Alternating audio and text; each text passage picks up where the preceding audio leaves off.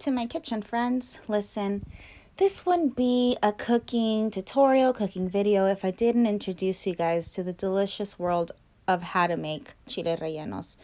Let's get started here. I have my chiles. You can use pasilla. You can also use poblanos. Whichever ones you have available are fine. We're going to start by roasting them. You guys saw that I showed you a little bit of olive oil. A little hack is to rub them with a little bit of oil and start the charring process. If you don't have a gas stove like I do, that's why I showed the little cast iron grill over there. You can just char them that way or against the open flame. Either way, it's going to create the same effect. We just want them nice and charred, because when they are nice and charred, we're going to be peeling off the skin. It's going to give an amazing, it's not even a smoky flavor. It's just, it softens up the chile, doesn't have spice. It's just all flavor. Really, really nice. So once they reach this point, we're going to put them in a bag. Any plastic bag will do. We just want to make sure that they kind of cool down. The steam is going to help us with the peeling process. So you close the bag. I like to put a little towel or something over it to make sure that it just steams quickly and effectively. And then we move on to the cleaning process. I make chile rellenos, I make a lot. So just because they're delicious and I freeze them, and then I have chile rellenos whenever I want. So I like to lay them out in a sheet pan that just like the one you see me using here. And I start to peel off the skin with a knife. Now, because we use that oil, it's just going to be a lot easier to peel. It's going to peel really evenly. And I just use the knife to kind of scrape it off. See how nicely it's coming off? We can thank the oil that we kind of rubbed on them for this. It just helps the peeling process go a lot smoother, to where it just kind of slides off really easily. Now you can use your hands, your fingers. I just really like using a knife. I just feel like I'm able to peel it off in like this little nice uniform fashion. So the next step after we get rid of all of the chard is to make a little incision. Just cut your chile. Don't worry if you cut it all and it just kind of splits on you.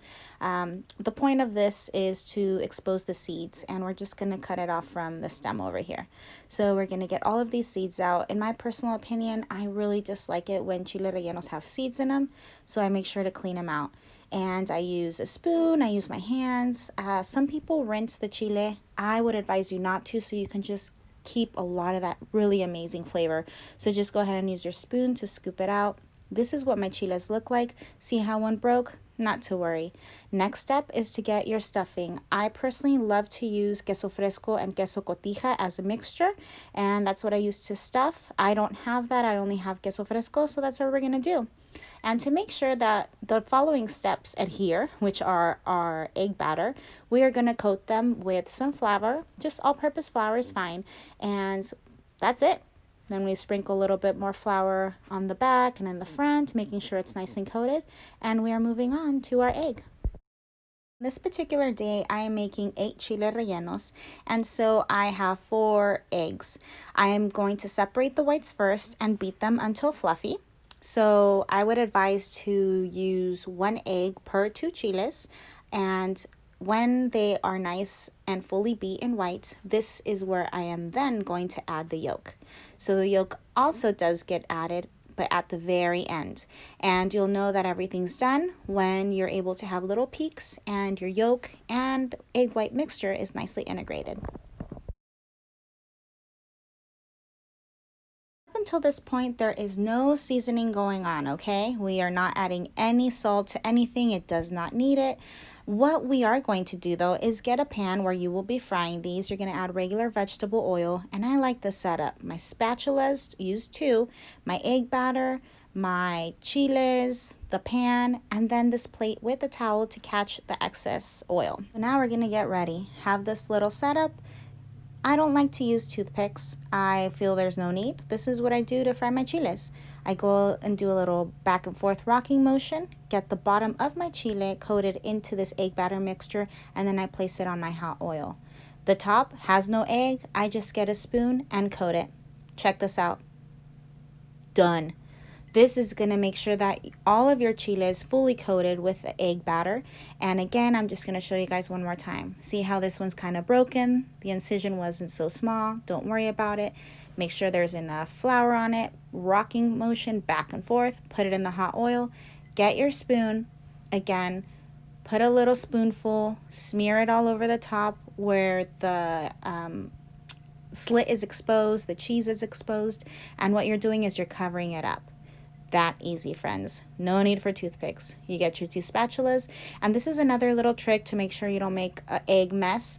You get the spatulas, and see what I'm doing? I'm just kind of throwing some hot oil onto the egg. It's cooking it, so there's not going to be a lot left in my spatula when I turn it. Did you see that? Because the egg was already cooked, so it created a thin, small crust. And check this out. Oh, I'm always saying this when I do these voiceovers. I'm salivating, but I could just remember how delicious it tastes. So what I'm doing here is just making sure the rest of the egg gets cooked. And once it is a nice golden brown color and there are no raw edges of egg showing, your chile is good to go and to take out. And what we do is place it into our nice little setup we had here with our plate and our paper towel to catch any of the excess oil.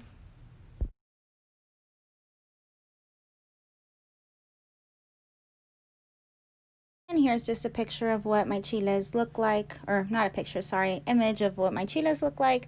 Nicely battered, nicely fried. What I do next is I remove a lot of the excess oil and I just leave a little tiny bit in the bottom of the pan, and I cut up some onion. Just a few little slices in the feather cut. This is going to infuse that bit of oil, just give the salsa we're about to make to coat our chiles just tastes amazing. It's really, really nice. So once they have caramelized a slight bit, I go ahead and I add my tomato mixture. This is super easy. It depends a lot on how much salsa you want on your chiles. I like to be heavy on the tomato, light on the water, because I like the tomato taste. So for my sauce, it's literally 6 to 8 Roma tomatoes, a quarter of an onion, and a chile serrano if you want a little bit of a kick to it. You let it boil. At this point, if you guys notice, you see how it went from a light, almost pastel red to this darker red. This is where you add my seasoning of choice, which is chicken bouillon. I promise you that is all you need. Nothing else, just chicken bouillon flavor. There's already going to be salt in your chile relleno, whether you used your queso fresco and queso cotija mixture that I love, or queso Oaxaca. There's already a certain level of salt, and you don't want to oversalt it. You want to taste each individual component of this dish individually, and it's gonna be amazing. So once we have this and our sauce is boiling at this point and looking nice and dark red, that is when you add the chiles into this. You add the chiles, you're going to let them soak up all of that delicious tomato sauce that we just created. We're going to cover it up with the lid and let them kind of sit there for 15 minutes or so until you're ready to serve. Chiles rellenos are usually accompanied with some Spanish rice. And look at this. Oh my goodness, I always say this, but I am salivating because this dish is nostalgic. It's culturally and emotionally so significant for myself and my family. And I really hope that you guys enjoy this and you give it a try. I am actively always on my Instagram. That's like my main source of social media. I'd love to see y'all tag me when you make and try out my recipes. I guarantee you they are crowd pleasers. They are amazing. So don't forget to like and subscribe to my channel if y'all haven't already, and we'll see you guys in the next video.